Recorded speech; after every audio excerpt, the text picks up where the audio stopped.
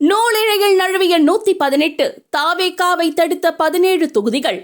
நடந்து முடிந்த சட்டசபை தேர்தலில் 108 தொகுதிகளை அள்ளிய விஜய் தலைமையிலான தாவேகா ஆட்சி அமைக்க தேவையான 118 என்ற மேஜிக் நம்பரை எட்ட முடியாமல் போனது. இதில் கவனிக்கத்தக்க விஷயம் என்னவென்றால் 17 தொகுதிகளில் மிக குறைந்த வாக்குகள் வித்தியாசத்தில்தான் வெற்றி வாய்ப்பு பறிபோயுள்ளது.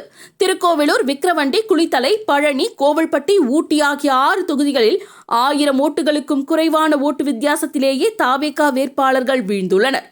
அதேபோல் திண்டுக்கல், கரூர், பாபநாசம், கிள்ளியூர், புதுக்கோட்டை, திருமயம் ஆகிய 6 தொகுதிகளில் 2000த்திற்கும் குறைவான ஓட்டு வித்தியாசத்தில் தாவேகா தோல்வியை தழுவியுள்ளது.